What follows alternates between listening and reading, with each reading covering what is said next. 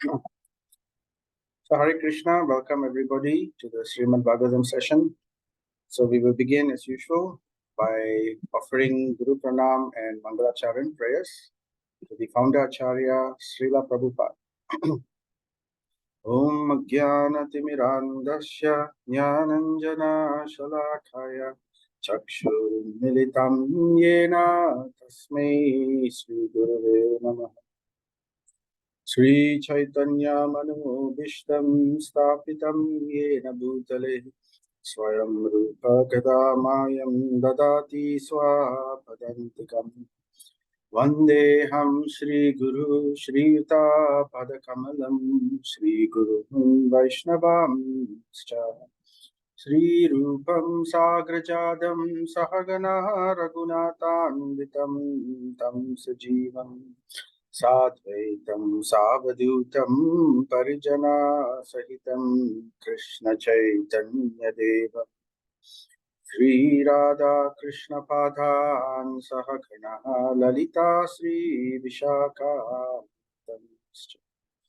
He Krishna Karuna Sindhu Dhinabandhu Jagatpate Gopesha Gopika Kanta Radha Kanta Namastute Jayatam Surato Pangur Mama Manda Matirgati Matsarvasva Padambujo Radha Madanamo Divyat Vrindaranya Kalpa Drumadaha Srimad Ratnakara Simhasanasto Srimad Radha Srila Govinda Devo Prashtali Bihi Sevyamano Smarami Sriman Rasa Rasarambi Vamsivata Statastitaha Karshan Venur Sanair Gopir Gopinata Shriyastinaha Apta Kanchana Gaurange Radhe Vrindavaneshwari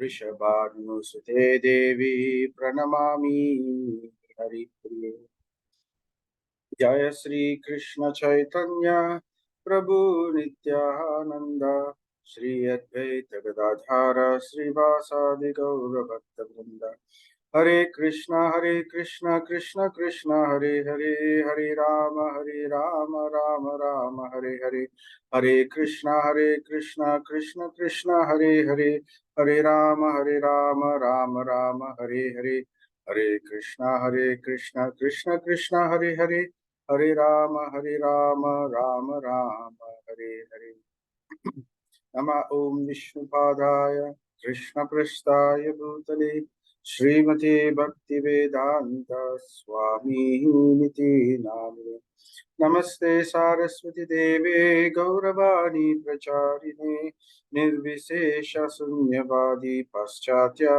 Deshatarine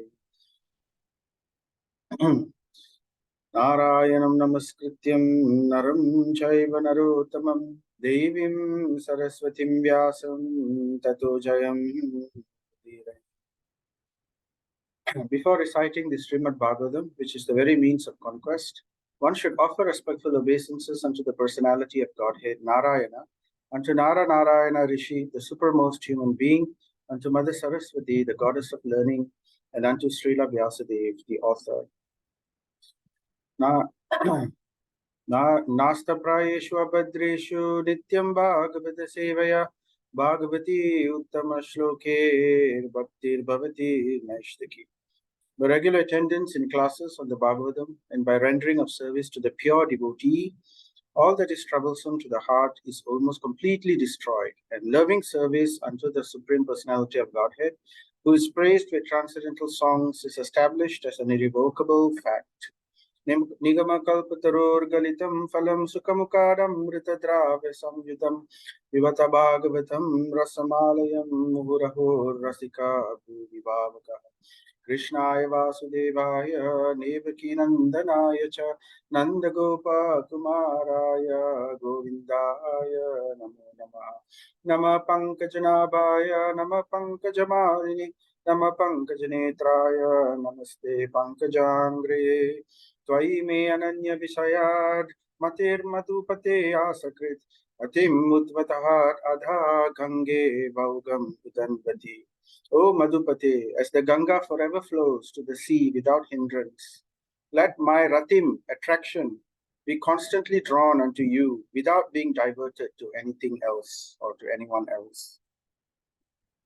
Nama Om Vishnupadaya Krishna Prasthaya Bhutale Srimati Bhakti Vignaminashana Simheti Namini Mukam Karoti Vachalam Pangum Langayatim Girim Yat Kripa Tamaham Vande Shri Guru Dinatarinam Paramananda Madhavam Sri Chaitanyam Ishwaram Om Tat Sat. So Hare Krishna everybody, welcome back again. So this is chapter 9, passing away of Bhishma Dev in the presence of Lord Krishna.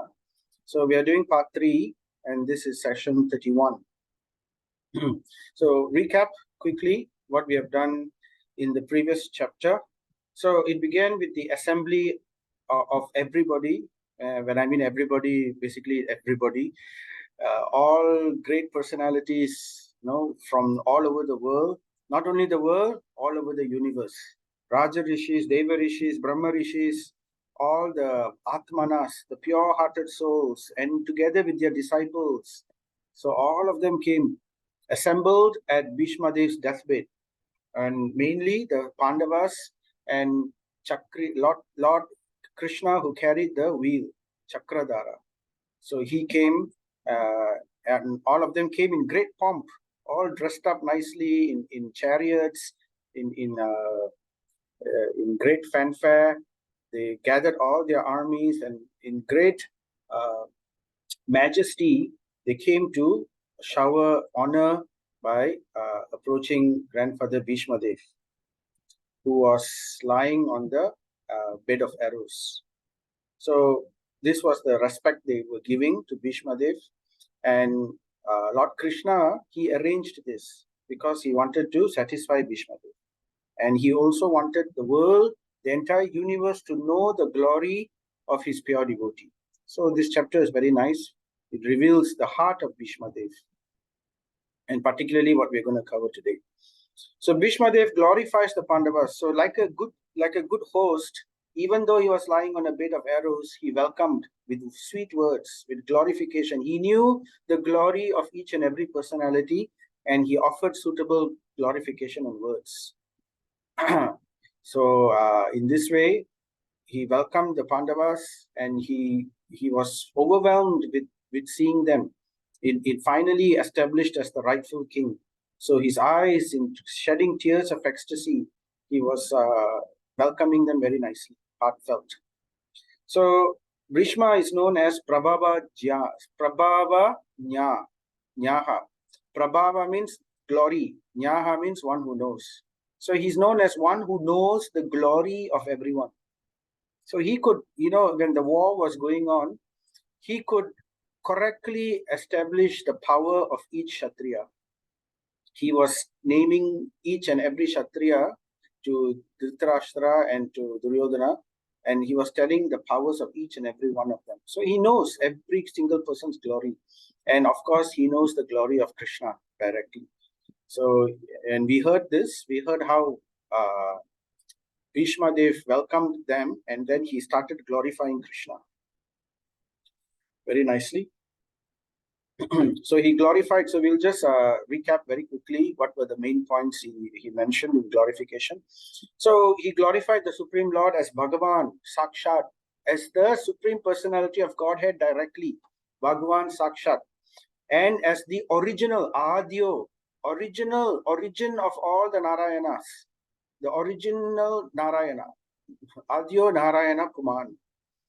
And then he talked about the mysterious factor of the Lord, how the Lord is always covered, surrounded by his energies, Mohayan Mayaya.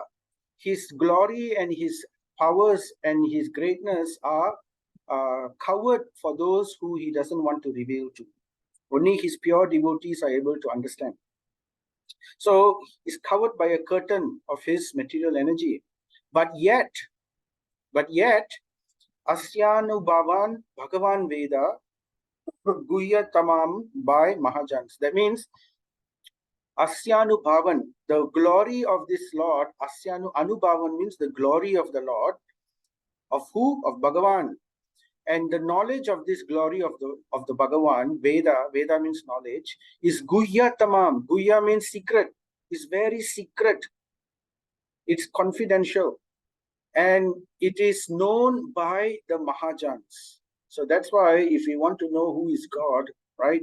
Not any Tom, Dick and Harry can tell us, right? We have to go to those, we have to approach those, coming from Parampara, who know the secret, who is the Supreme Personality of Godhead. So it says Guhyataman, it's confidential. And who are the Mahajans? So if we see Srimad Bhagavatam, Canto 6, Prahlad Maharaj names the different Mahajans.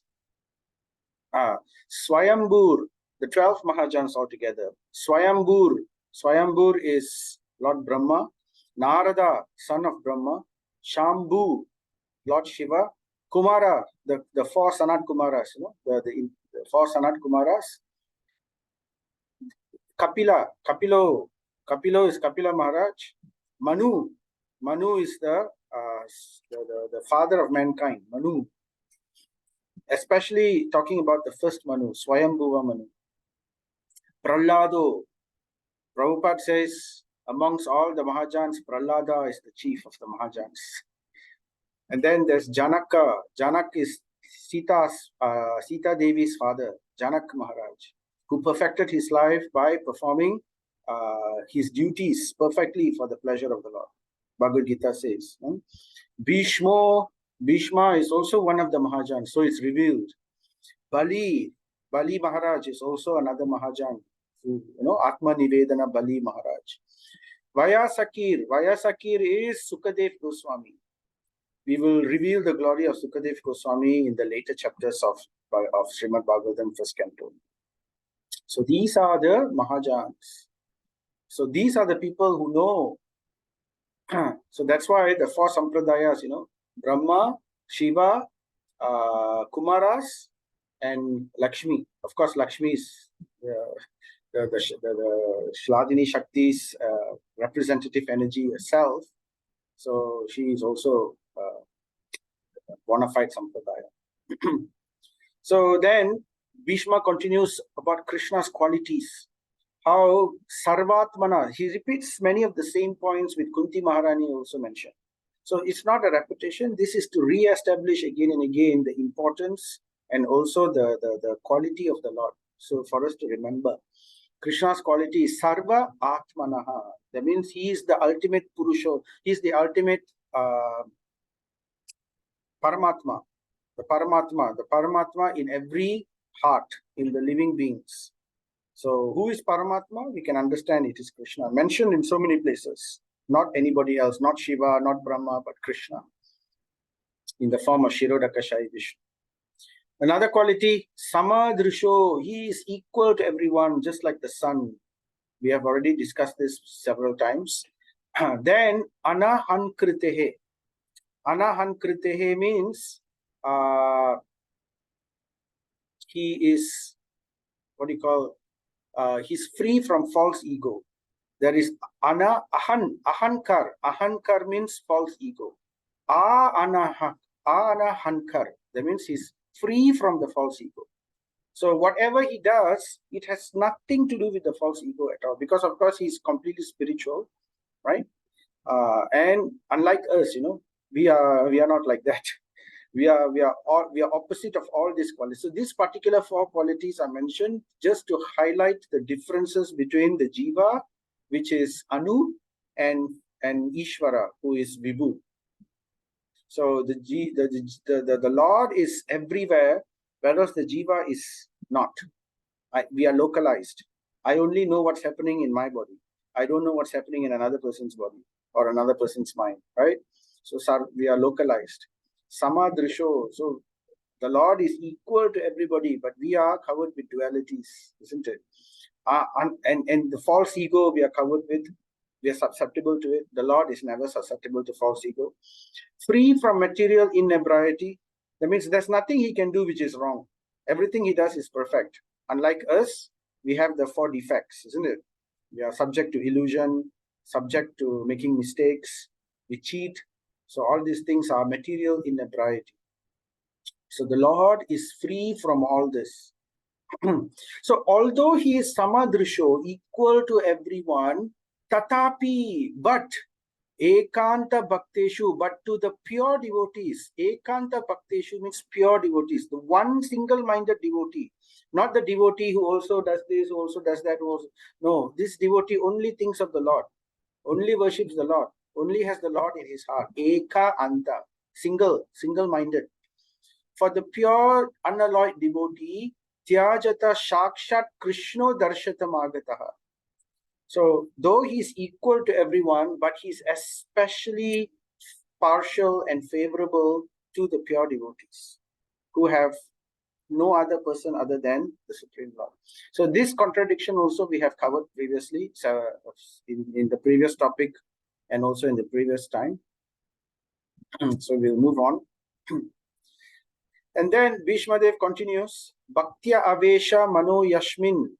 So the Supreme Lord, what he does, his mercy is so wonderful that he takes a form, Bhaktya Avesha. He appears, Avesha, in the Mano Yasmin, in the mind of the Bhaktya. So he appears in the mind of the Bhakta. How do we know who's the Bhakta? The Bhakta is one who Vacha Yan Nama Kirtayan. That means the Bhakta is one who speaks and chants the names of the Supreme Lord in Kirtan. So that's the Bhakta. Always chanting the glories and chanting the holy names of the Lord. That is Bhakta. So to such a person, through this chanting of the names, right, he appears in the mind of the devotee when at the time of death, Tyajam Kalevaram Yogi. So all these such devotees are called yogis, right? And he appears in their mind at the time of death, just to muchyate, to liberate them from karma, from all lust. He purifies them from all lust and removes all karma from them. So he is the deliverer, the ultimate deliverer of the pure devotees. So in this way, Bhishmadev glorifies him. and then he says, Sa Deva Devo Bhagavan, O Lord of Lords, Pratikshatam Kalevaram Yavat Idam Hinomi Aham Prasanna Ha Sharana Lod. So he's telling, O Lord of Lords, please wait for me. Pratikshatam. Pratikshata means please wait. Kindly, in a very humble way, please kindly await me at the time of my death. Kalevaram. Kalevaram means at the time of my passing. Right? So please await me at the time of my death.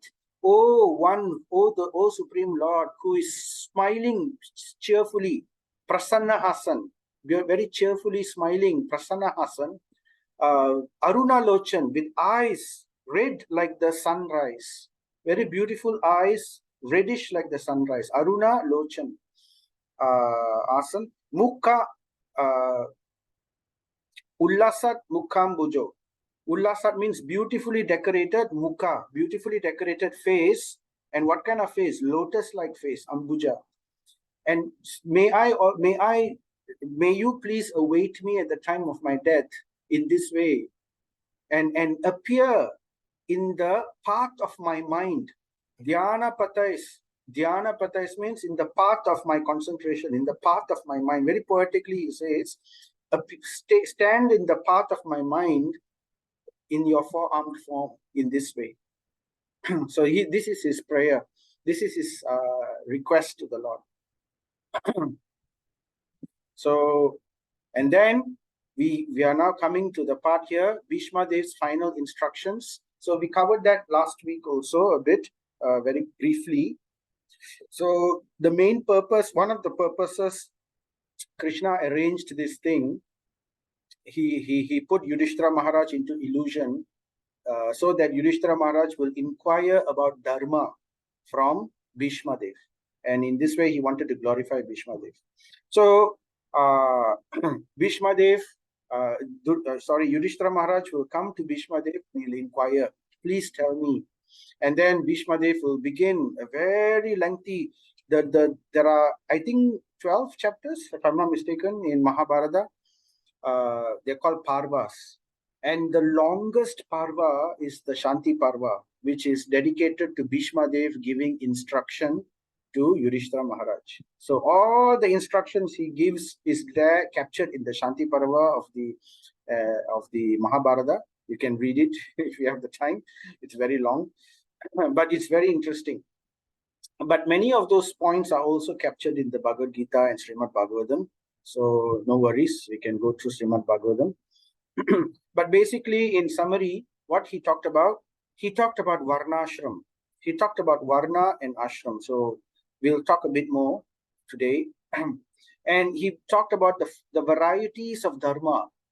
So if people, there are many, many types of Dharma. So, there's Dana, charity, the Dharma of charity, different types of charities, how one should perform charity. Raja Dharma, how a king should behave. Stri Dharma, what's the duty of ladies, right? Moksha Dharma, what is the Dharma of one who is looking for liberation. And it's interesting, he separates Moksha Dharma from Bhagavad Dharma. So Bhagavad Dharma is one who is not so much interested in liberation, but one who's interested to be a devotee of the Lord. So this is the highest Dharma, Bhagavad Dharma. So even that is discussed over there.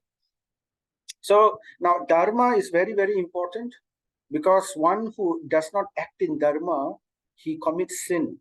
So Yudhishthira Maharaj showed this very, very exemplary character in the Mahabharata. If you read Mahabharata, you will see how Yudhishthira Maharaj and the Pandavas, they did everything that they do simply to ensure Dharma is upheld. It's nothing to do with their own personal desires. So it's very exemplary. Lord Ramachandra also came to show the same pathway. Because without first upholding Dharma, whatever spirituality that we try to do is very shaky. There is no good foundation. So Dharma, spirituality has to stand upon Dharma. That's why Prabhupada introduced the 4 regulative principles.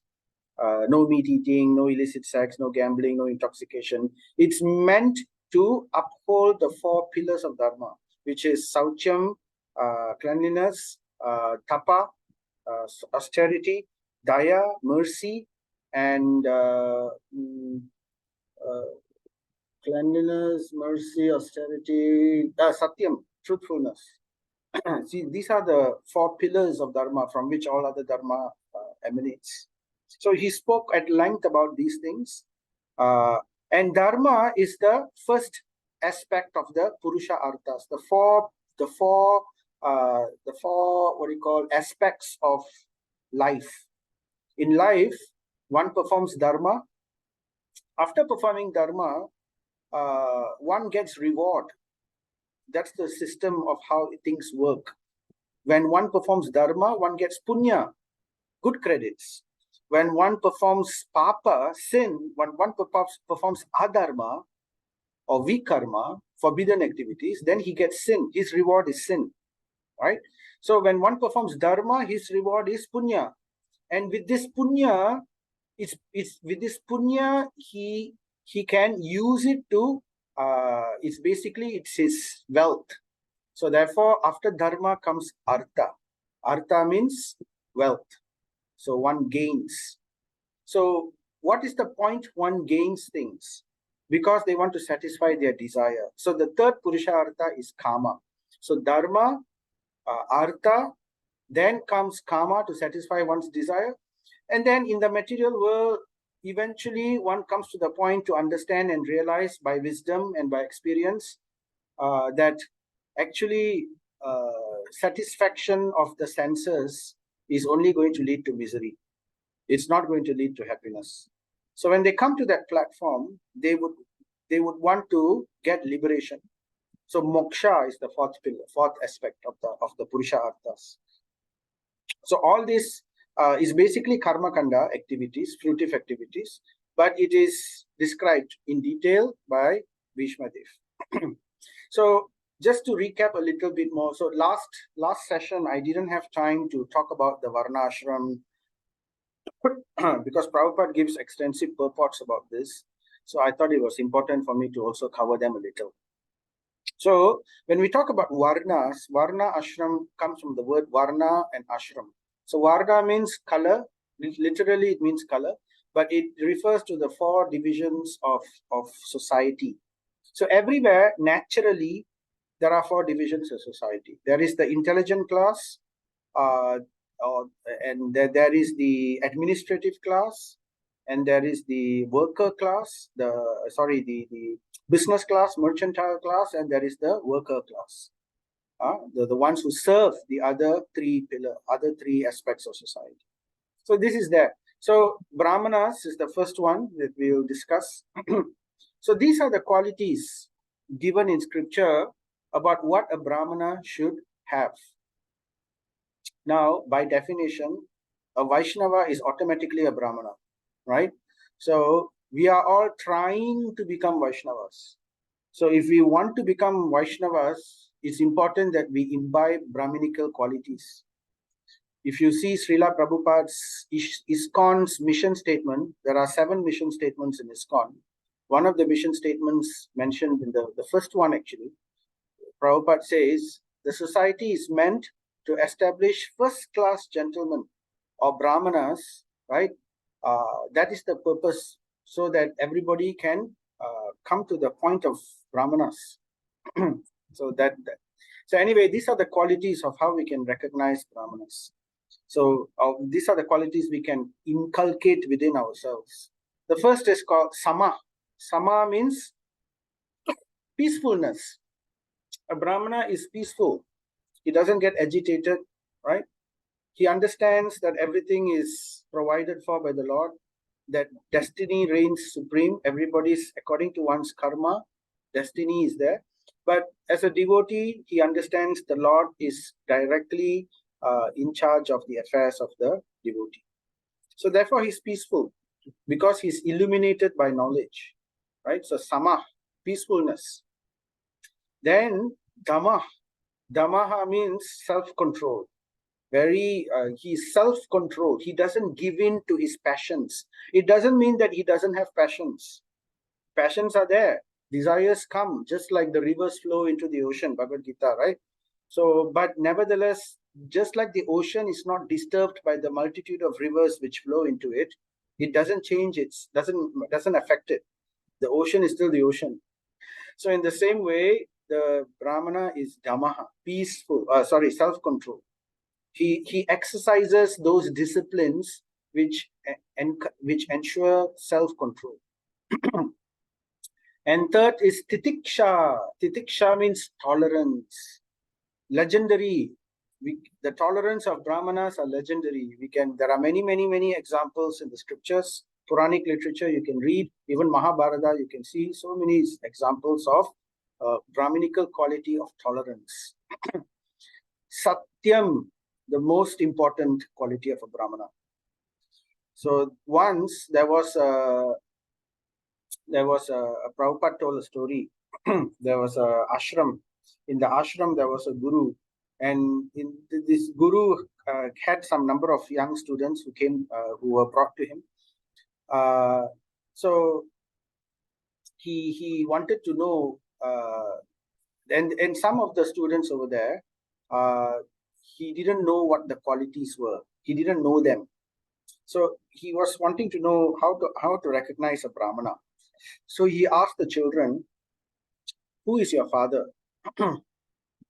So all the children answered, yes, this is my father, that's my father, this is my father, that's my father. And some of the children, they didn't have fathers, meaning to say they were born illegitimate, right? But they were sent to the ashram nevertheless for training. And some of them didn't have fathers, but they lied. They just said, oh, my father is this or my father is that. But there is one boy who said, I do not know who is my father. So when this guru heard that, then he said, oh, you do not know who is your father? Then said, no, I do not know. Then yes, then you are a Brahmana because you're speaking the truth. Because this is not something which people would admit freely, isn't it? So there's a lot of social connotations to it. But he could admit it. Because the Guru is asking, he spoke the truth. So that is Satyam, to uphold truthfulness. And Saucham is cleanliness.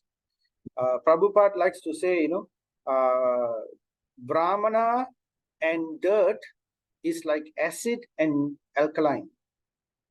Whenever there is acid and whenever there is alkaline, they mix together, the process of titration.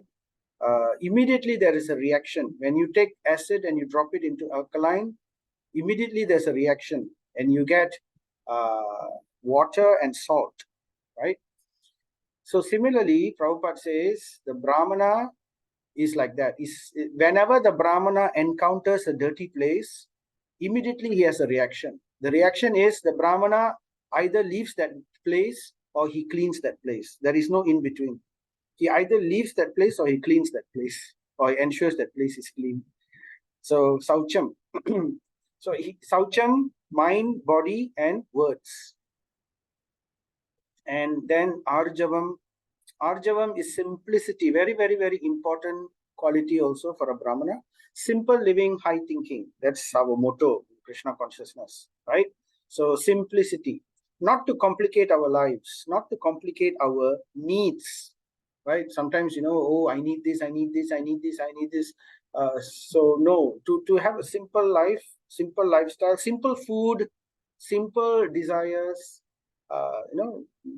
not a complicated thing that we need, right? So that kind of thing. Arjavam. So these are qualities of a Brahmana. And Prabhupada says the Brahmana mainly is his focus is controlling the senses. Yeah, Dhamma. Dhamma is self-control. So he practices what he does. He practices self-control. And the chief of that, in order to control his senses, is the sex indulgence. It's the strongest amongst all the senses. So therefore, especially the Brahmana, they practice brahmacharya, very important aspect. Even the married Brahmanas, right?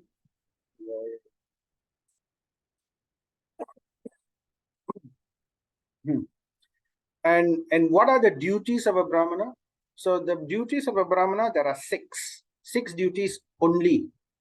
The Brahmana cannot do anything else. Only 6 duties to ensure his purity. What are the 6 duties? Number 1, Vedic study, to study the Vedas, achar, to study and to practice, right?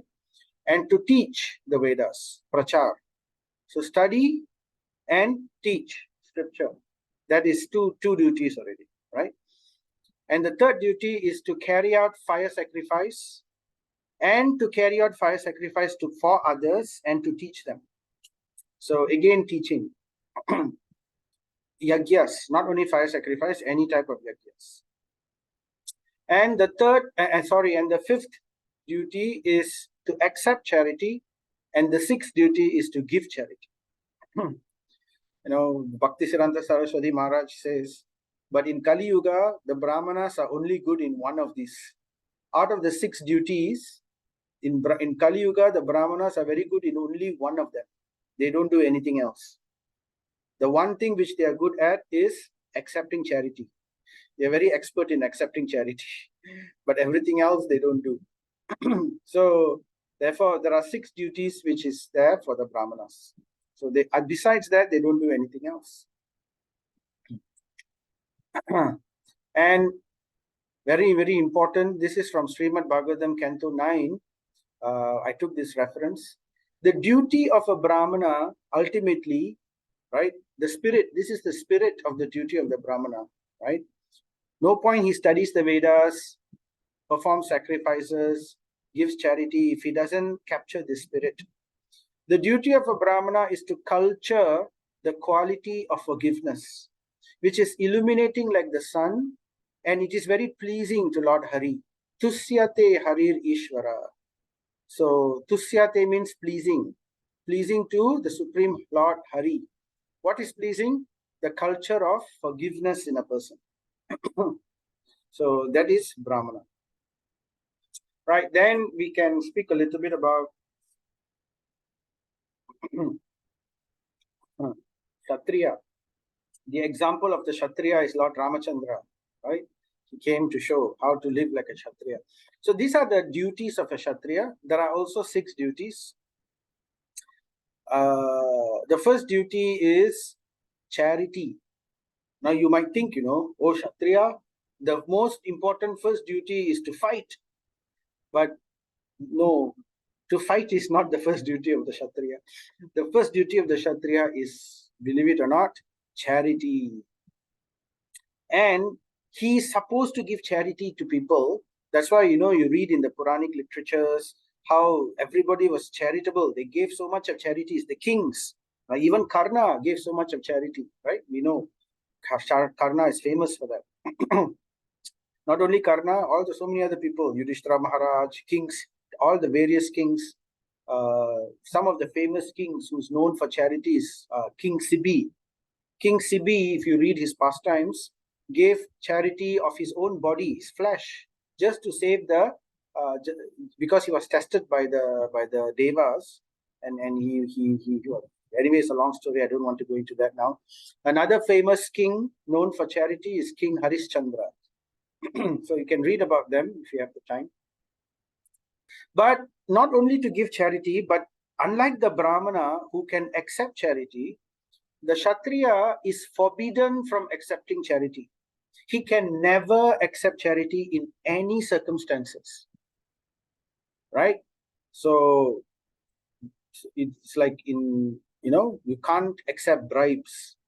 So because Kshatriya is administrator, and administrator is forbidden from accepting charity. Right? Never to pollute with mercantile or labor activities. He keeps his activities pure, only for administration. Doesn't do business.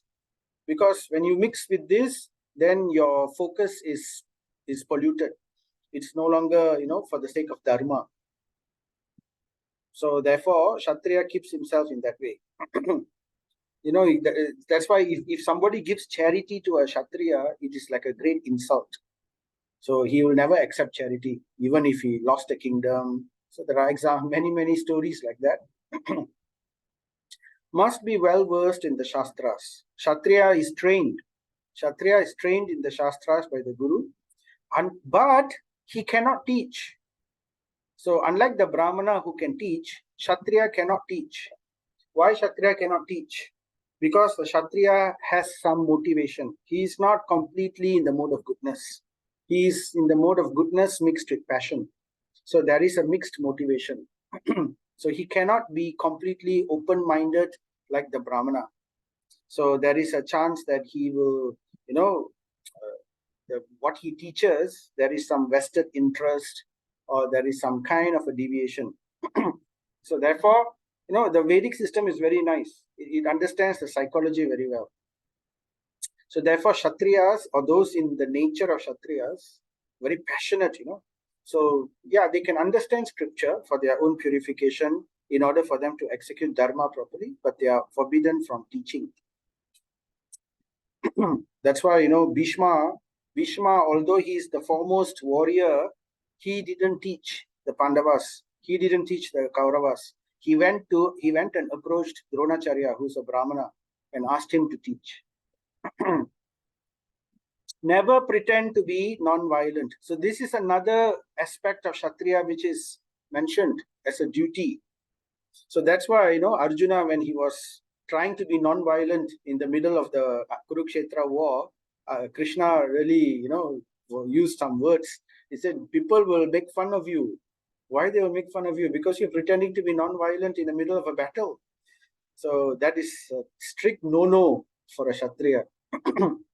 And the Kshatriya is expected to be brave, chivalrous, and to understand the military arts, right?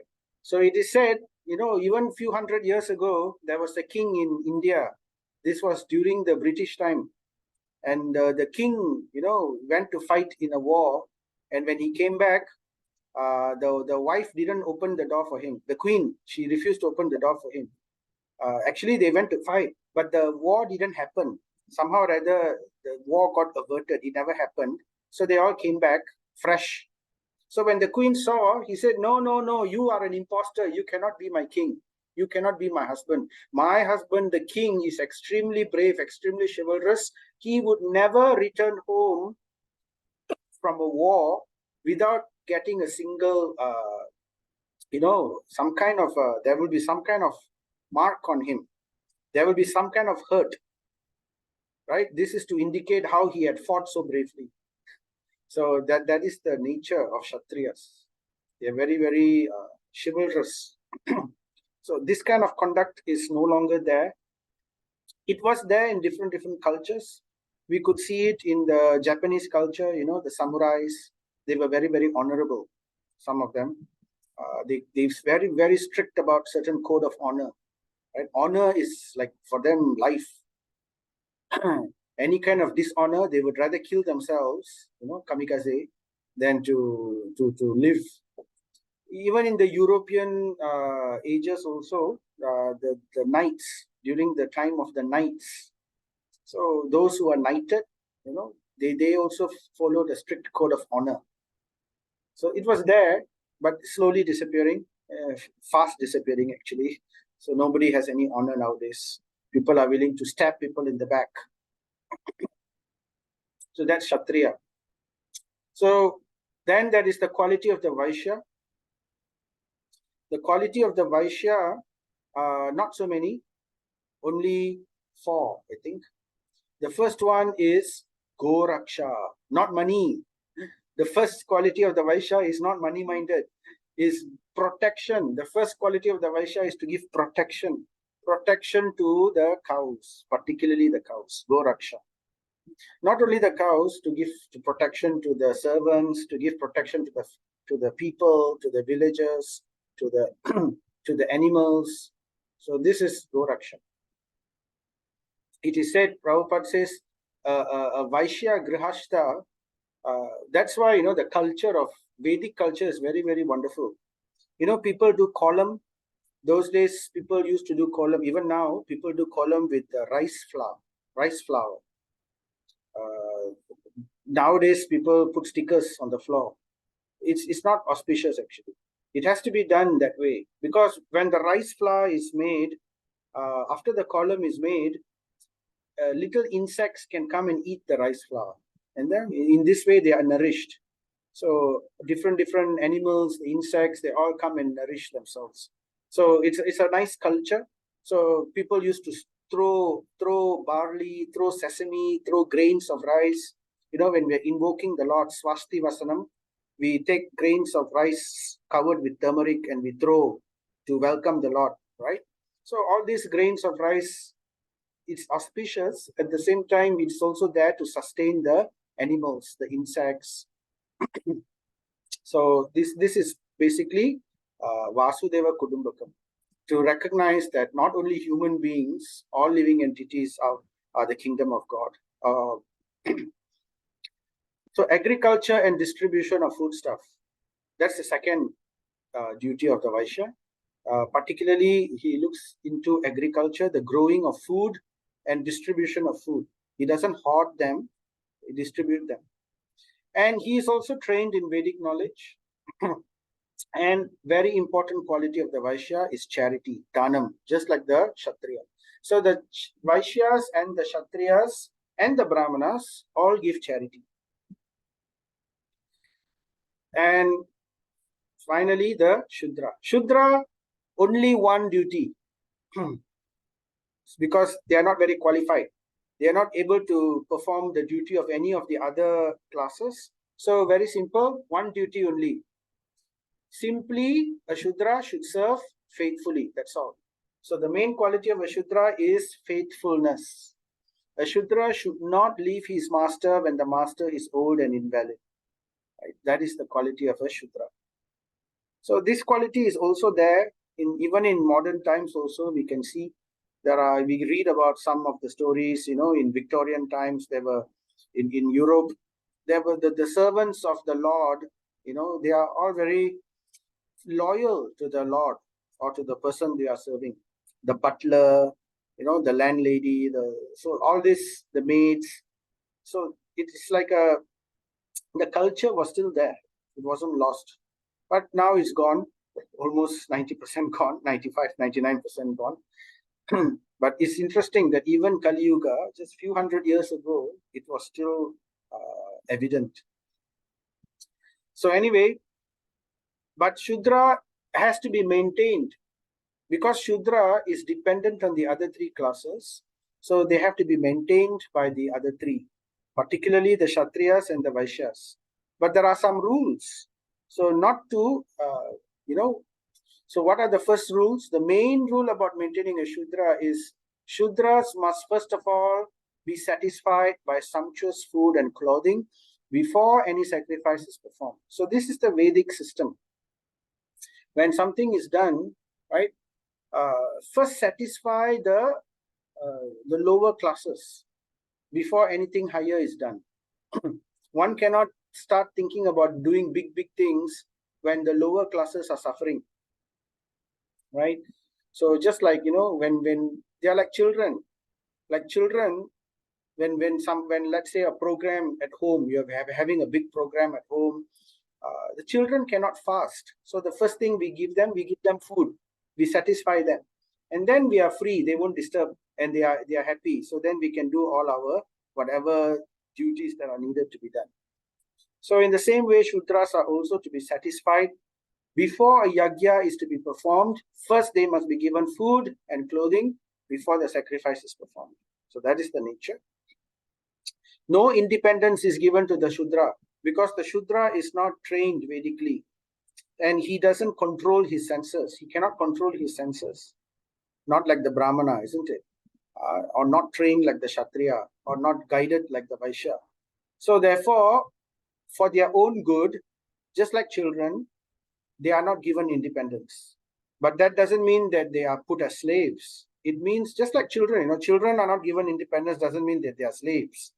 They are well cared for, they are taken care of, but for their own benefit, certain things are forbidden. And one of the things which is forbidden to Shudras is money. Shudras are never given money.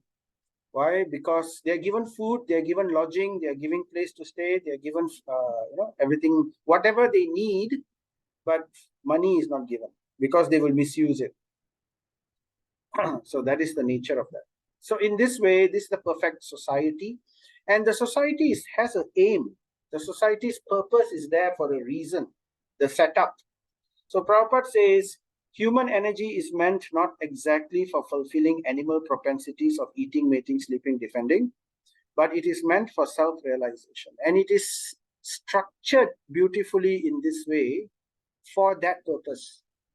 Of course, we could say, I don't like this kind of structure. I want a different structure. Yeah, but the different structure will give a different result. So we can have many types of structures. So, but it will all give different results. Just look at the world now. We've had so much of freedom in different societies. Where has all the freedom brought us? Where is it bringing us? Has the world become a better place? Has our livelihoods improved? Right? What has improved is only our ability to run after our passions. The freedom to run after our passions has greatly improved, but that has not brought any happiness to anybody in this world. So it has to be structured in a certain way to achieve a certain result. So the four, we have the Shudra, the Brahmana, the Vaishya, the Kshatriyas. So this indicates basically their qualities. But this is Varna. Now there is also the four ashram. So the four ashram is Brahmacharya, student life, Grahastha, married life, Vanaprastha, retired life, and Sannyasa. Sannyasa is completely, it's understood dead to society. So socially dead. That means no more family, nothing. Completely dedicating oneself to preaching. So these are the four. Brahmacharya is, so everybody is trained.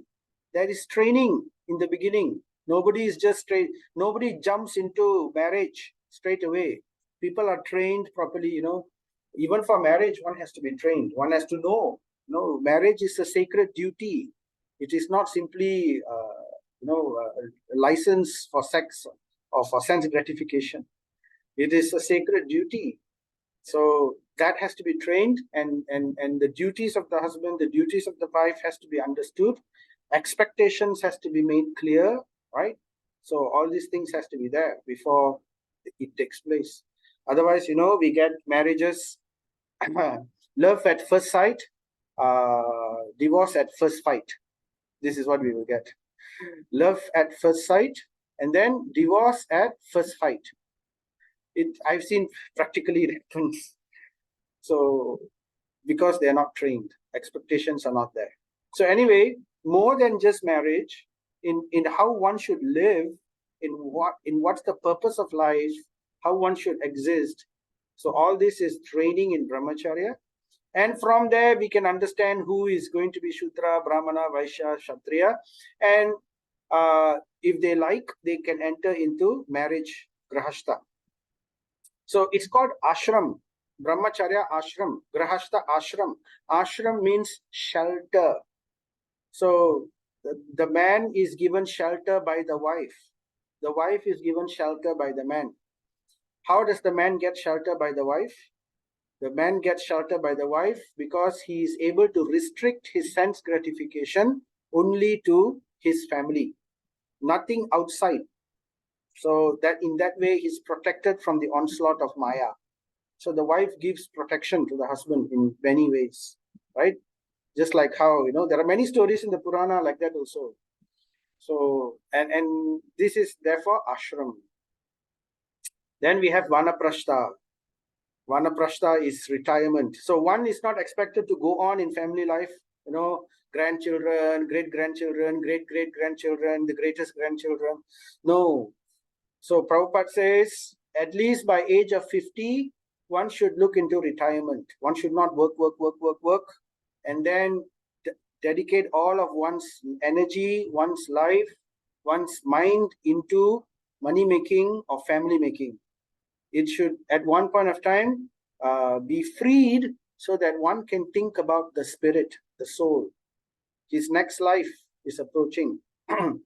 So that is basically vanaprastha, retirement. So retirement doesn't mean simply reading newspapers or watching TV or playing mahjong or doing gardening. So that is just side thing. The main point of vanaprastha is one should contemplate. One should catch up where one left off in brahmacharya and try to understand and practically to perform austerities. Vanaprastha is meant for austerities. Austerity is also good for the body also, good for the spirit. People who practice such austerities, they won't get dementia, they won't get Alzheimer, So otherwise, then all this will come. So vanaprastha is scientifically important. And then finally, when our maturity is strong in spiritual life, our faith is strong, then we can renounce and take up sannyas. So Sudra is very much focused in karma. That's why his lust is very strong. So therefore his independence is restricted. But also Brahmana, his main focus is dharma, and he is looking upwards towards moksha, liberation. So he is the natural leader of society, but he keeps himself simple. Leader doesn't mean that he becomes, I'm the boss, you have to serve me, you have to give. No, a Brahmana doesn't take a shilling from the king. Ashoka used to have not Ashoka. Chandragupta Maurya, the king, Chandragupta used to have a very, very intelligent Brahmana called Chanakya Pandit. Chanakya Pandit, though he advised the king in so many ways until the king could have a huge empire, but Chanakya Pandit never lived in the palace. He lived in a hut and never took money, never took a cent from the king. So important, the Brahmana should maintain his independence. He should never be dependent on anyone. That is one of the aspects of Brahmana. So he voluntarily keeps himself poor. So just to maintain his high-minded independence. So this is what Bhishma couldn't do, So Bhishma, because he was eating the rice given by Dhritarashtra and Duryodhana, he kept quiet during the assembly of the Sabha. So that's the problem. That's the mistake. Same thing with Drona also. That's why he couldn't do anything. So has to be independent. And then for Vaishya, he is mainly about wealth, making money, artha, collecting, right? And supported by, but he's supported by Dharma. He's working under the guidance of the Brahmana also, maintained by the Kshatriya, there is some lust involved, right? And then there is the Kshatriya. Now, Kshatriya is the difference between the Vaishya and the Kshatriya. The Vaishya, the Kshatriya is also focused on Dharma because he's directly guided by the Brahmana. He is not independent. If he's independent of the Brahmana and acts according to his own whim, then he's not actually called a Kshatriya. He is called a terrorist. So that's why, Parasuram came and killed all the terrorists in the name of Kshatriyas. So Kshatriya means directly under the guidance of Brahmanas, just like the Pandavas, just like Yudhishthira Maharaj, just like Ramachandra, very obedient to the Brahmanas.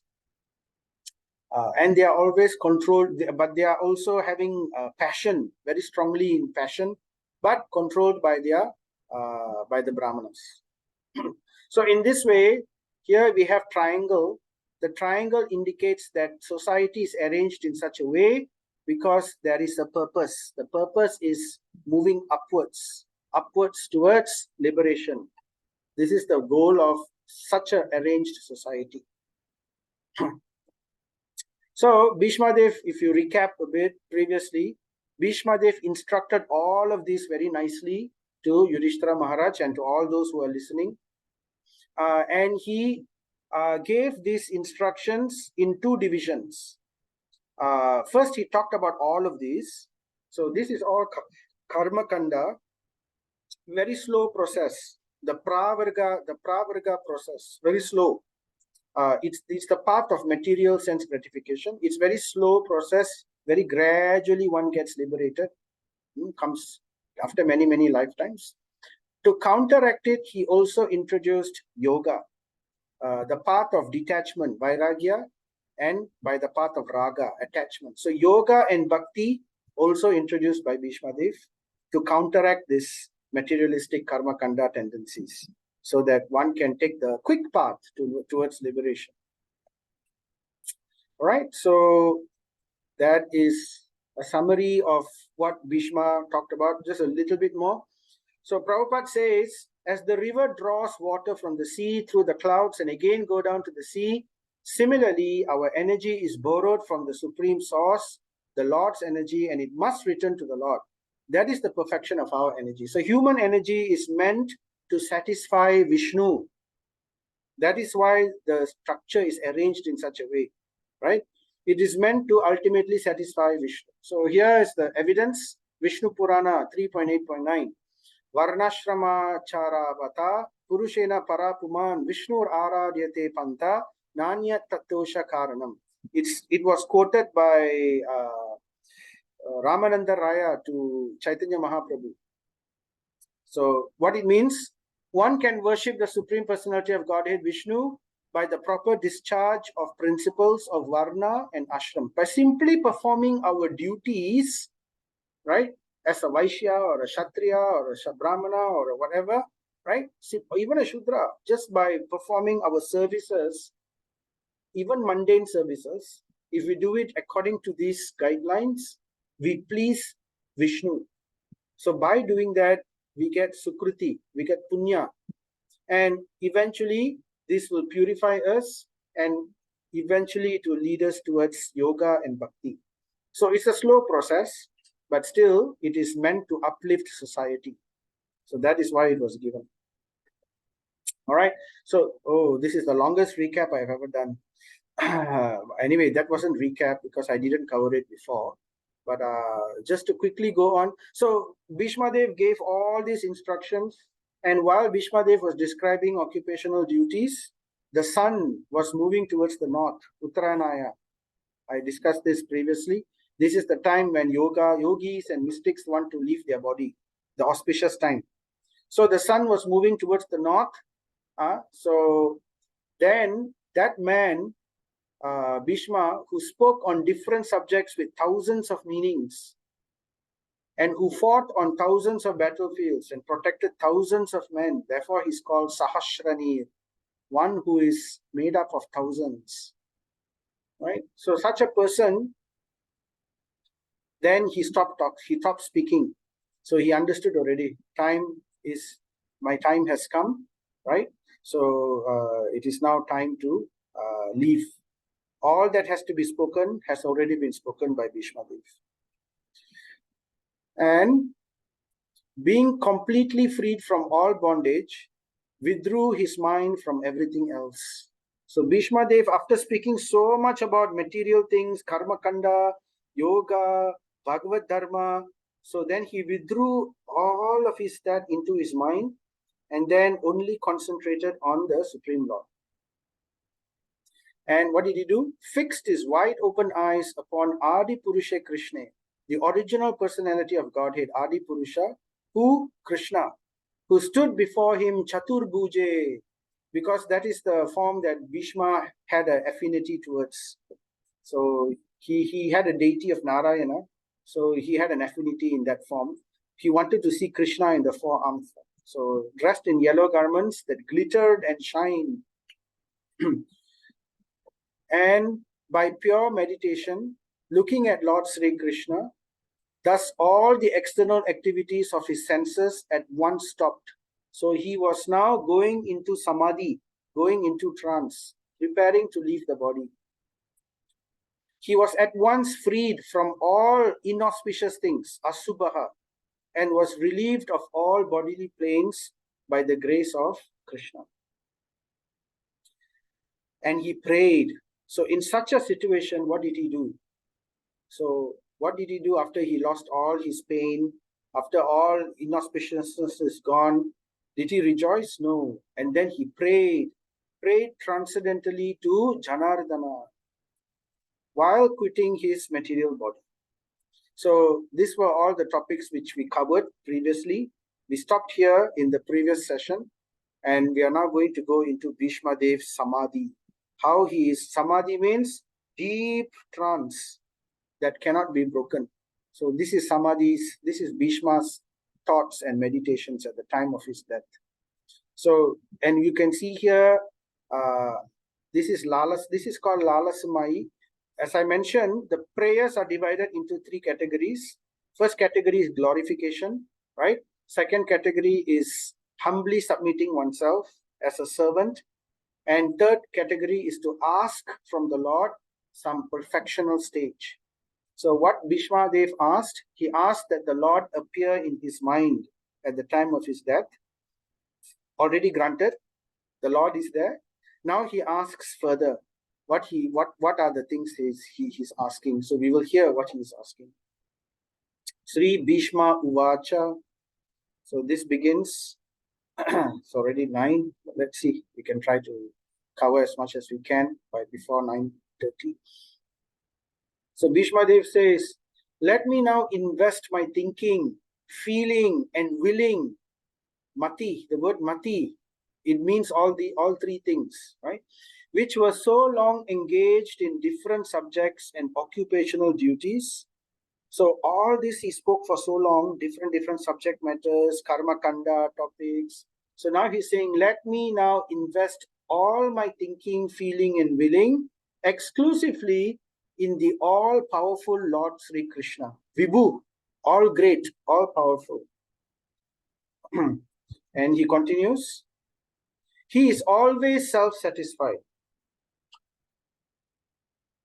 Swa Sukam. He is always self-satisfied. Swa Sukam. This is one of the qualities of the Lord. He doesn't depend on anyone. He's Atma Rama, self-satisfied. Swa Sukam. But sometimes, being the leader of the devotees, Satvata, now the word Satvata means leader of the Sattvas. Who are the Sattvatas? Sattvatas are those devotees. Sat means single. Those devotees who have only one focus in life. That is Krishna, nothing else. Not karma, not jnana, not bhukti, not siddhi. They are not interested in powers. They are not interested in material auspiciousness. They are not interested in name, fame, glory. They are not interested in liberation even. They are only interested in the Supreme Lord, to serve Him. These are called sattvatas. So the leader of such devotees is the Lord. So sometimes, though he is self-satisfied, being the leader of such pure devotees, he enjoys transcendental pleasure by descending to the material world, although from him only the material world is created. So he comes as avatar. So again, the point about why Krishna descends is reiterated. Kunti Maharani also prays in the same way. There are many reasons why Krishna comes, but actually the main reason he comes is to satisfy his devotees, to please their devotees. And here Bhishma is giving a different perspective, to enjoy himself with the devotees. Swasukam, right? He wants to enjoy transcendental pleasure with the devotees. So he comes for that purpose. That is his main purpose, actually. So this is our different incarnations, right? So Vijaya Shake has appeared on this earth. Can you take the charger? So Vijaya Shake has appeared on this earth. Who's Vijaya Shake? Vijaya Shake means the friend. Shaki means friend. Friend of who? One who is always victorious. Who is the one? Arjuna. So Arjuna's friend, the one who is always victorious, the friend of one who is always victorious, has appeared on this earth. Bhishma describes his Tamala Varnam body.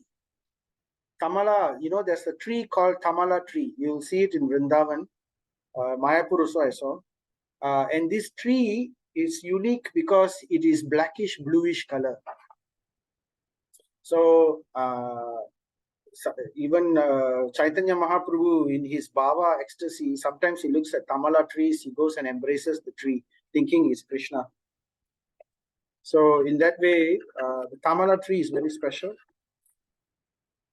So his Tamala Varnam, his body is like the color of the Tamala tree, is Tribhuvana Kamanam. Tribhuvana Kamanam means, Kama means attractive, very lustful. It attracts all in the three worlds. What are the three worlds? Bhu, Bhuvar, and Swarga. So all this entire 14 planetary systems is divided into these three sections called Bhu, Bhuvar, and Swarga.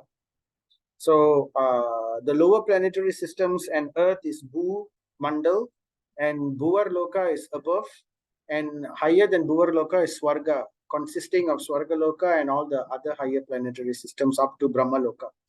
So these are the three Bhuvans, Bhu, Bhuvar, Swarga. So every living entity within the entire three worlds is, like it or don't like it, they are attracted by Krishna. Even the demons, they are also attracted by Krishna. May his Ravikara Gauravara Ambaram. Ravikara means, Ravi is sun. Ravikara means his Ravikara Gauravara Ambaram. His clothing, Ambaram is yellow. Gauravara. Gaura means golden yellow. Golden yellow clothing is glittering. Kara is glittering due to sunshine. So the sun, just like as if the sun is shining on his clothes, his yellow dhoti and clothes are all glittering. And his body is covered with paintings of sandalwood pulp. So just like tilak. May this Krishna be the object of my attraction. Ratir astu me. May Krishna be the Ratir astu me. Ratir means attraction, the object of my attraction. So in this way, Bhishma Dev is praying. This is Bhishma Dev's Samadhi. This is how he is trance. He's putting himself in trance. This is the real meditation. The real meditation is, we wish we could, our entire senses and our mind be attracted by the beauty of the lotus feet of the Supreme Lord. And he says, and may I not desire fruitive results. So he is completely rejecting karma kanda. So this is even a devotee at Bhishma's stage. He is saying like this, just to set an example, right? This is called pure devotion, unalloyed devotion, rejecting karma kanda. And then he continues. On the battlefield, the flowing hair of Lord Krishna turned ashen. Ashen means grayish color, due to the dust raised by the hoofs of the horses. But it is beautiful. That is, even though his hair became dusty, but the dust of the cows, the dust of the warrior's chariot, they are all very special quality. And it said that it actually beautifies a person. Just like when Krishna was coming back from herding the cows, the hundreds, and Nanda Maharaj had 900 million, 900,000 or 900 million, I think 900,000 cows, and the dust raised by all the cows were very, very auspicious, and they settled on his body, and it is said that he looked very, very beautiful, covered in that dust of the cows. So similarly, here his hair covered by the dust raised by the hooves of the horses, right? And because of his labor, beads of sweat decorated his face. Now, none of us can say sweat decorates our face, right? When we sweat, it's not a very nice thing. It causes pimples, pigmentation, or I don't know what.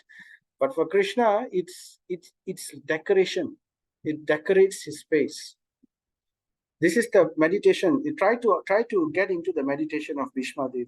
He's looking at every detail of Krishna.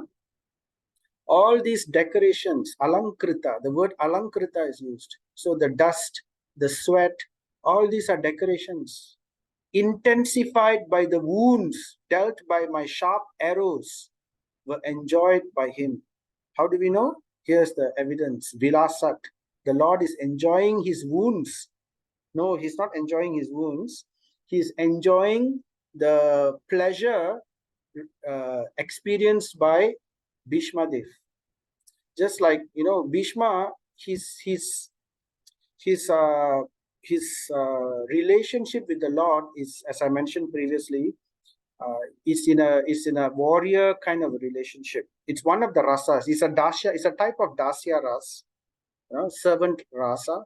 And in the servant dasya ras, there are some other sub rasas in it. And this is one of the sub rasas. It's virya ras. So virya dasya ras. This is Bhishma's special ecstasy. So he enjoys seeing the Lord as a master, and also in the form of a warrior. So for a warrior, he sees another warrior in his glory when he is fighting in the midst of battle. So all this dust, the wounds, even the blood, all this increases the beauty, increases the decoration. So for a warrior to see another warrior in that way, it raises the hair on his head, on his body, so that he experiences ecstasy seeing the Lord in this form. And seeing the ecstasy of Bhishma, Lord Krishna is in ecstasy. So therefore, he says the Lord is enjoying it, vilasat. So, and Bhishma Dev is praying, Mama astu Krishne Atma, let my mind thus go unto Sri Krishna in this beautiful form. So he's trying to recall every aspect of Krishna, stage by stage, level by level. He's building the depth of his samadhi, his trance. So Prabhupada, he quotes, Prabhupada, he mentions how arrows being shot at Krishna by his pure devotee is very different compared to the arrow shot by the demons. Like Ravana shoots arrows at Ramachandra, that is different. So, but this one it's a very unique position actually. Bhishma Dev, he's in a position as an enemy, but it's just a show, just to play a role. So, but actually Bhishma is the greatest devotee. He is, Mahajan. and the devotion is very strong in him, and the relationship, as I mentioned, is like a warrior relationship. So he shoots the arrows not to hurt the Lord, but to beautify the Lord. Whereas Ravana shoots arrows to hurt the Lord.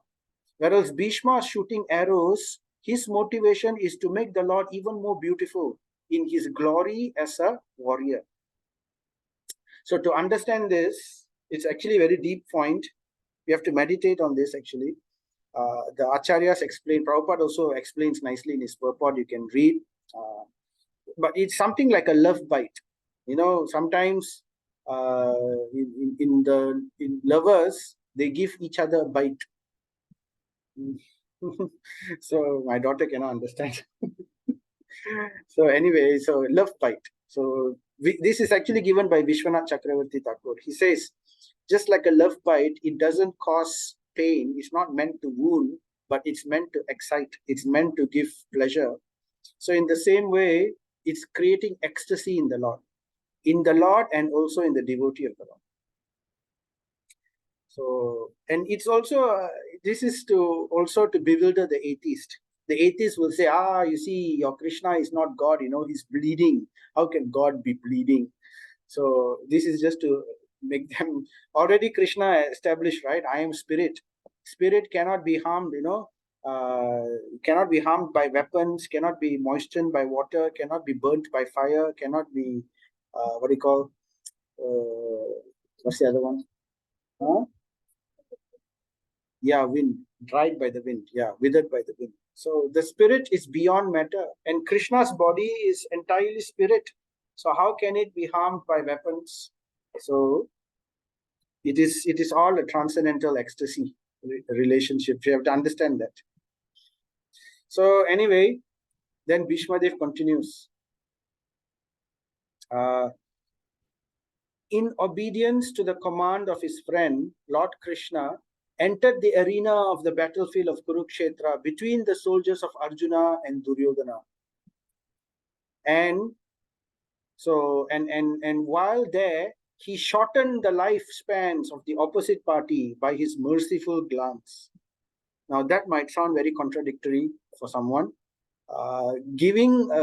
Shortening one's lifespan is considered to be mercy? Question. So actually, whatever, that's why Bhishmadev established before this, whatever the Lord is free from material inebriety. Whatever the Lord does is perfect, right? The Lord can kill people, is still perfect. No flaw, no wrong, no adharma in it. Why? Because everyone is benefited.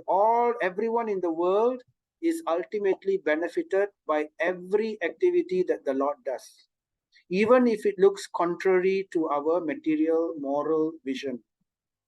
So Krishna's stealing the butter, Krishna stealing is also dharma. We cannot imitate it, right? Krishna stealing is not the same as our stealing. So, but still, when he does it, it's perfect.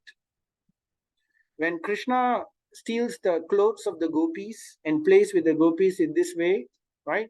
It is still perfect, because in their hearts, the gopis are wanting this. So it's nothing wrong. Nobody is disadvantaged in any way. When Krishna runs away from a battle, it is all wonderful. It is giving ecstasy to the people. So therefore, he is known as Rancho Rai. There is a deity of Rancho Rai where Krishna ran away from battle. So that's the story behind it. But still, if somebody runs away from battle, he will be called coward, but not Krishna. He can do anything and everything, right? But whatever he does is perfect. This is the Supreme Personality of Godhead. This is the Achintya Shakti of the Supreme Lord. He cannot be wrong in anything. So we have to firmly understand this before we read about his intimate pastimes in the 10th canto or in the other cantos. The Acharyas can explain more. So by his merciful glance, what does that mean? So everybody who died in the battlefield, right? They all attained, Bhishmadev will explain, right? This was done simply by looking at the enemy. So Krishna, simply by looking at the enemy, shortened the lifespan of all of them. And that's considered mercy, because all of them attained liberation after they died. So which is better than being alive in the material world, being conditioned, isn't it? So that is his mercy. So therefore, let my mind be fixed upon that Krishna, who is Partha Sake Ratir Mamatsu. So, Bhishma, he could enjoy, he could relish the image of Partha Sarthi. Now, Partha Sarthi means Krishna, who is the chariot driver of Arjuna. This image, Arjuna couldn't enjoy it because Arjuna was sitting in the chariot. He couldn't see what Bhishma was seeing. Bhishma is seeing Krishna driving Arjuna's chariot, but Arjuna couldn't see that, right? Because he's in the chariot. So Arjuna couldn't relish this, but Bhishma could relish this. He could relish the beautiful image of Krishna coming in the chariot, the very, very, very beautiful image of that. So therefore, Krishna is known as Partha Sarathi. So there is a deity of Partha Sarathi in Chennai, very, very old temple. If you go to Chennai, you can go to Partha Sarathi temple. You will see Krishna, the deity there is having a mustache, just like a Kshatriya. Kshatriya is having mustache sometimes. So it's a very unique deity. The only deity of Krishna having a mustache.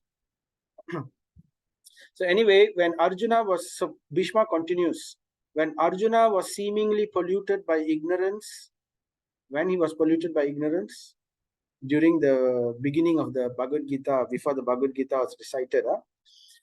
So when Arjuna was seemingly polluted by ignorance, upon observing the soldiers and commanders before him on the battlefield, the Lord eradicated his ignorance by Atma Vidyaya. So we know this, how the Lord gave transcendental knowledge, knowledge of the soul. Vidya means knowledge, Atma means the soul. So by giving transcendental knowledge of the Supreme, not only about one's own Atma, but also a knowledge about Param Atma, the Supreme Soul, right? So, and in this way, Bhishma is remembering all of this. And he says, may his lotus feet always remain the object of my attraction. Charana Rati Paramasya Tasya Me Astu. So these are beautiful prayers we could try to remember, recite. It helps us to remember the lotus feet of the Lord. So Bhishma continues. Then he goes on. This is a very, very beautiful picture. This is what Bhishma is relishing. So Bhishma sees Partha Sarathi, but he's not satisfied. He wants even more than Partha Sarathi. He wants the climax of his pleasure, of his attraction, of his ecstasy, when he wants to see the Supreme Lord rushing towards him in anger, in the form of a warrior, decorated with wounds, in a warrior stance. So this is Bhishma's rasa, dasya virya, virya dasya rasa. So Bhishma says, fulfilling my vow and sacrificing his own promise. So what is this? What is Bhishma talking about? Bhishma, he was fighting with the Pandavas for several days, for 9 days, for so many days he was fighting. And he didn't manage to kill the Pandavas. So Duryodhana was very unhappy. So Duryodhana went to Bhishma and accused Bhishma Dev of partiality. He said, you are being partial, you lied. You promised me you will fight to your full extent and you will win the battle for me. But I think you are being soft-hearted and you are actually secretly supporting the Pandavas. So he purposely used this kind of hard words on Bhishma. And then Bhishma was, he's a Kshatriya also. So to speak like that to a Kshatriya, that he didn't keep his promise and all that, it's an insult. So Bhishma said, all right, very well. I take this vow in front of you, right? He took 5 arrows from his quiver and said, with these 5 arrows, I imbue all my energy, all my powers into these 5 arrows, and each of these arrows will kill each of the Pandavas tomorrow. So he gave that promise. And Bhishma is one who keeps his promise. His very name implies one who keeps his promise. So Duryodhana became very happy. So Bhishma just made another wonderful vow. All right, that's it. My victory is assured. He became so happy. He had a party, you know, and during those days, even during a war, they fight during the daytime, but at night they become friends. They come to each other's tents, and they are friends at night. So Pandavas went to the tents of the Kauravas. Krishna went and whispered to, was it Yudhishthira or Arjuna? I'm not sure. One of them. So he went and he went and told him that there is a special thing that Bhishma is keeping. You go and please Duryodhana, and when Duryodhana is very pleased, he will ask you for a boon, and at that time you ask for these 5 arrows.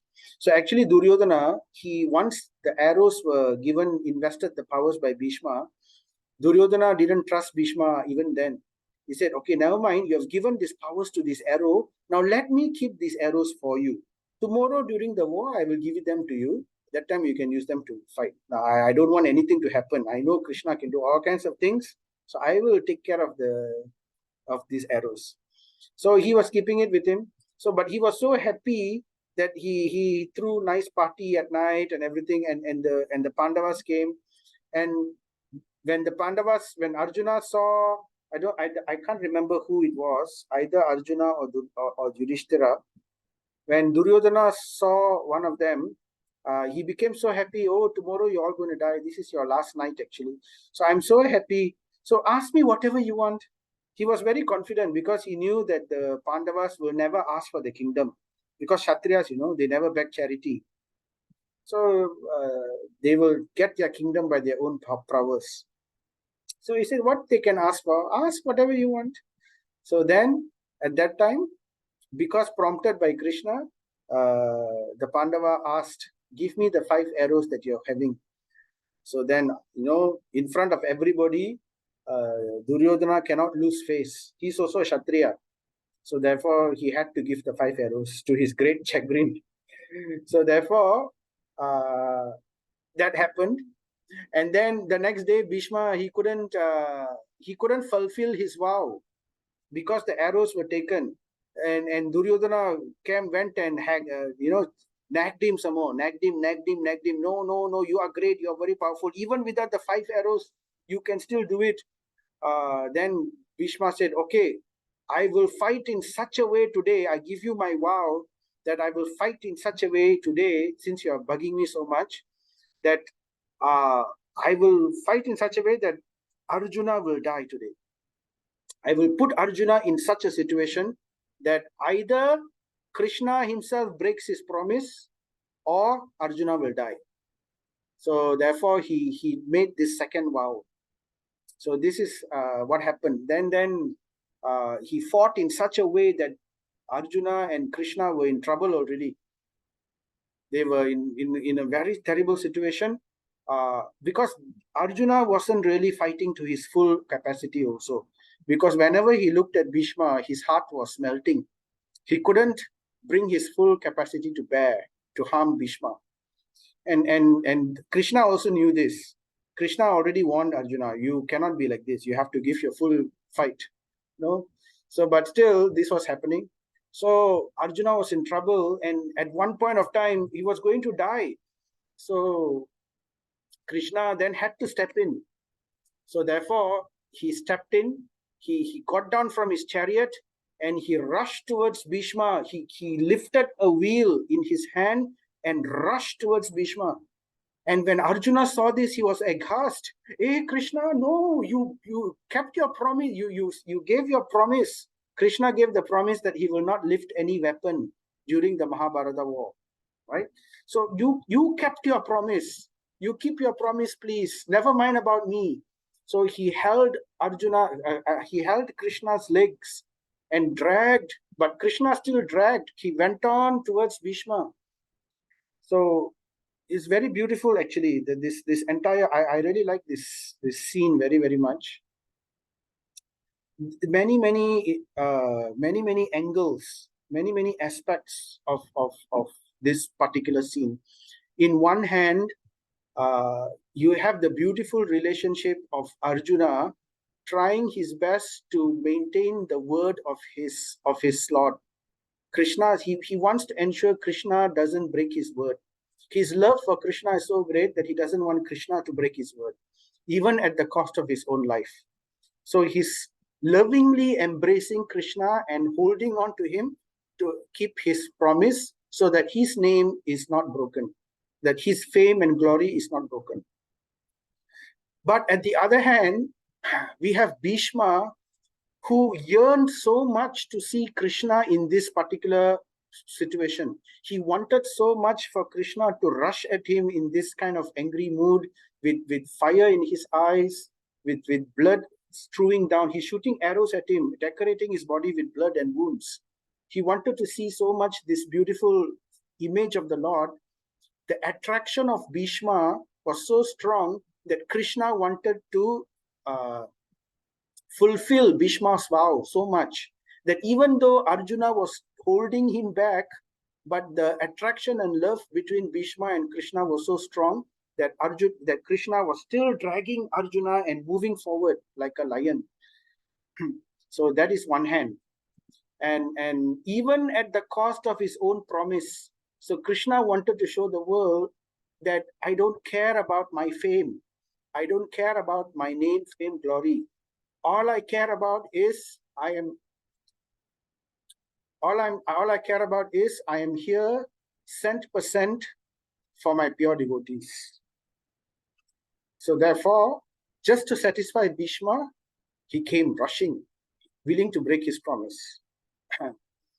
So he got down from the chariot, took up its wheel, and ran towards me hurriedly, just like a lion goes to kill an elephant. He even dropped his outer garment on the way. So his top garment fell on the floor. So it didn't bother him. All he wanted to satisfy Bhishma's, satisfy Bhishma's desire. So this was a beautiful reciprocation between Krishna and Bhishma. So on the battlefield, he charged me as if angry, because of the wounds dealt by my sharp arrows. So Bhishma understood this. That's why he's this very confidential devotee. His shield was scattered and his body was smeared with blood due to the wounds. So he wanted to remember. As soon as Krishna came in this way, Bhishma immediately stopped firing weapons and he surrendered all his Atma Nivedanam at that point. He brought down his arrows, he brought down his bow, he offered obeisances in this form of the Lord. And Arjuna managed to hold on to Krishna, and Krishna was standing like that with the wheel raised, very much just like, during the time of the Govardhan Leela, when Krishna raised the Govardhan hill and all the gopis had their heart desire to see Krishna in that form for 7 nights and 7 days, completely drowning their eyes with the beauty of Krishna. In the same way, this particular moment was forever etched in eternity in the eyes of Bhishma Dev. You can just imagine. So this is something we have to imagine, right? By the words of Srimad Bhagavatam. Sa bhavatu me Bhagavan gatir mukunda. So may he, Mukunda, the giver of liberation, be my ultimate destination in this form. So we can understand my ultimate destination. So this is what Bhishma is aspiring. This is his rasa with the Supreme Lord. So this is his samadhi. All right. So a few points before I stop here. I wanted to finish a bit more, but never mind. It's getting late. So I'll just finish with Prabhupada's purport. So Prabhupada says, please do read these purports, 1.9.37 and 38. It's very, very beautiful. If you get this picture of Bhishma and Krishna like this, you can meditate on it, and remember all the so many different interactions going on in that beautiful picture. So Prabhupada says, the astounding feature of such dealings is that a devotee can please the Lord by playing the part of an enemy. To the common eyes, it appeared that the Lord was wounded, but factually, all this was to bewilder the non-devotees. He, all spiritual body, cannot be wounded, and a devotee cannot become the enemy of the Lord. The warrior devotee wanted to see the transcendental beauty of the Lord decorated with wounds created by a pure devotee. This is the way of exchanging transcendental rasa or relations between the Lord and the servitor. By such dealings, both the Lord and the devotee become glorified in their respective positions. And then Prabhupada continues. The Lord was so angry that Arjuna checked him when he was moving towards Bhishma. But in spite of Arjuna's checking, he proceeded towards Bhishma as a lover goes to a lover without caring for hindrances. Apparently, his determination was to kill Bhishma Dev, but factually, it was to please him as a great devotee of the Lord. The concentration of the mystic is mechanical, whereas that of the pure devotee is natural in pure love and spontaneous affection. Bhishma Dev observed this with more relish than Arjuna. So because that's his rasa. This was his desire, his heartfelt desire, and Krishna fulfilled this heartfelt desire. So because Arjuna was at the back, he couldn't see this vision, whereas Bhishma was in the front. So he alone could see this vision of Krishna rushing towards him in that way. So it's very beautiful, right? So we'll stop here. I won't go into this. We will continue this in the next session. All right, so we'll end this for the moment. 9:38 already. Are there any questions anyone would like to ask, or anything you'd like to clarify? Hare Krishna, Prabhu. Hare Krishna. Hare The Krishna. question man is here. Yeah, thank you, Prabhu. Prabhu, I got two questions, Prabhu. Yes, yes. I hope I can remember the two questions just now. I remember. Question number one, Prabhu. Mm. Now, at a glance, during the Battle of Kurukshetra, there are millions of Kshatriyas were standing out. Mm. So, at the glance of Supreme Lord Sri Krishna, those who died, the soul has been liberated. Mm. Now, according to the Vedas, it said, if one soul is liberated, the family 7th generation, advanced 7th generation back will be liberated. That is for devotee, I think, not for liberation. I don't know about that. I Okay, thought, then never mind. yeah. That still, there are millions of us seeking their liberation. Mm. So the generation of this planet Earth, where did the population existing, Prabhu? Where did I don't understand. Oh, when they are liberated. They are liberated. That means if once they're liberated, the Earth population has been reduced by few millions. Oh, okay. I got your question. All right, I understand. So, this Earth is not the only place. There are many planets within Bhuloka itself. Earth is just one planet within Bhuloka. There are many other planets, and each planet got jivas, living entities. And then there is the higher planetary systems, the lower planetary systems. The 14 planetary systems got millions, billions, and billions and billions of jivas. And that is just one universe. So there are millions and millions and millions of universes. So you don't have to think like that. There are always jivas within the material. There are so many uncountable number of jivas within this material universe itself. So they will move from one place to another. So when there is it's been liberated. From Padala, sorry, Prabhu. From Padala, they might be elevated to the Earth planet. Yeah, they may be elevated and they'll come. So there's always a flux between the different planetary systems, the different universes. So it's always coming and going. Okay, Prabhu. My second question, and if you don't mind, now, Balaram is an expansion of Sri Krishna. From Balaram, Sri Rama, Narsimdev, they appear. Humans on this planet Earth, we are focusing and praying more to Sri Ram and Narsimdev. Why not Balaram? Yeah, we can. So it's just because, well, Lord Ramachandra is, his pastimes are very popular. A lot of people like. It depends. There are places. I mean, Balaram has his devotees. So the thing is, Balaram comes as a servitor god. He doesn't come, although he is the Supreme Lord himself, and he does manifest some of the aspects of the Supreme Lord in some of the Leelas. But generally, his role is as a servant for Krishna. He is the supreme servant of the Supreme Lord. He comes, although he is the Supreme Lord. Who can serve the Supreme Lord the best way? The Supreme Lord himself. So therefore, he expands himself as Balaram, as the Supreme Lord, but as a servant to manifest his pastimes.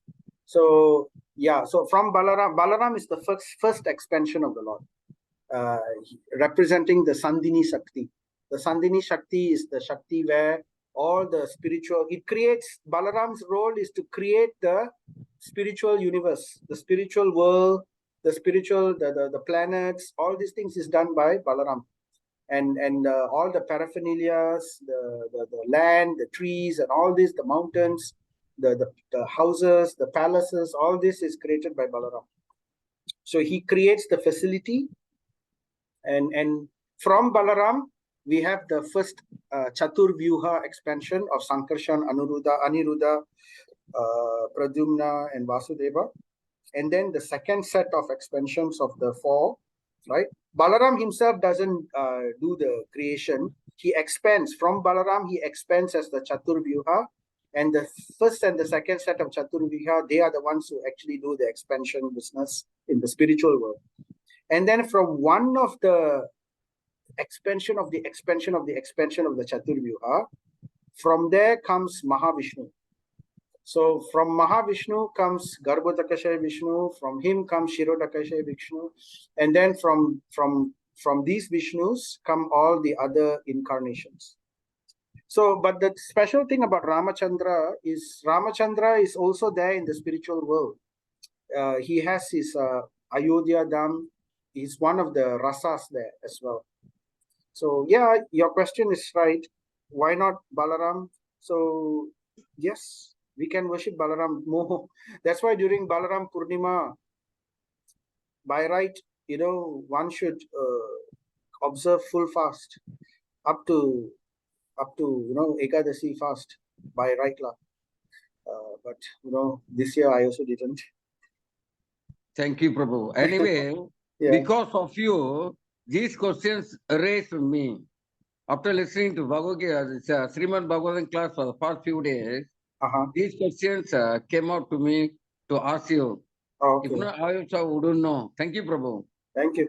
Yeah, just to mention one more point also, you were saying about I just remembered the liberation, right? Who gets the 7th generation liberated? It's not the liberated person. The liberated person, he gets liberated. His family members get some sukruti, but it's not that their family members get liberated just because the person gets liberated.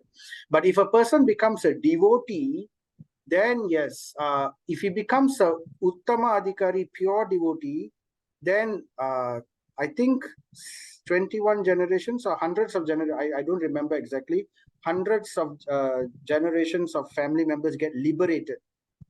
But if he's a mixed devotee, then probably 7 generations or something like that gets liberated.